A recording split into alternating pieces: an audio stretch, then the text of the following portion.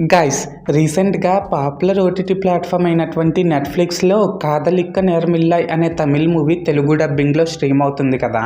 అయితే నేను ఆ మూవీని జస్ట్ ఇప్పుడే చూడడం అయితే జరిగిందండి. సో ఈ వీడియోలో మనం ఏంటంటే అసలు ఆ మూవీ ఎలా ఉంది ఏంటి అనేది డిస్కస్ చేద్దాం, ఓకేనా.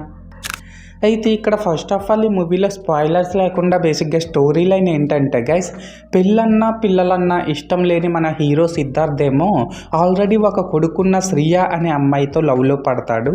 అయితే ఇక్కడ ఏంటంటే గైస్, సిద్ధార్థ్ శ్రియతో లవ్లో పడిన తర్వాత అసలు ఏం జరిగింది ఏంటి అనేది మనమైతే మూవీలో చూడాల్సి ఉంటుంది. సో మొత్తానికి అర్థమైంది కదా స్టోరీ లైన్ ఏంటి అనేది. అయితే ఇప్పుడు ఈ మూవీ ఎలా ఉంది అనే విషయానికి వచ్చినట్లయితే గైస్, మూవీ అయితే పర్లేదండి, బాగానే ఉంది. అండ్ ఇప్పుడు ఈ మూవీలో నాకు కనిపించిన ప్లస్ పాయింట్స్ ఏంటంటే, ఈ మూవీ డైరెక్టర్ ఎంచుకున్న పాయింట్ అయితే కొత్తగా ఉందనే చెప్పాలి. అలాగే ఇందులో మెయిన్ లీడ్స్గా చేసిన జయం రవి గారు, నిత్య మీనన్ గారు, వీళ్ళిద్దరూ కూడా ఎప్పట్లాగానే చాలా బాగా యాక్ట్ చేశారు.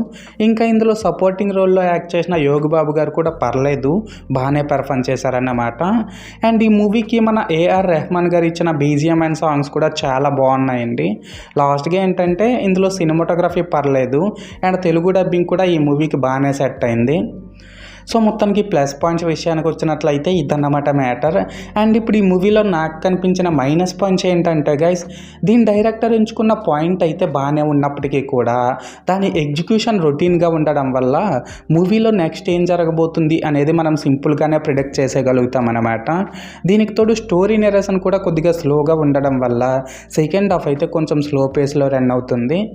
సో మొత్తానికి మైనస్ పాయింట్స్ విషయానికి వచ్చినట్లయితే ఇదన్నమాట మ్యాటర్.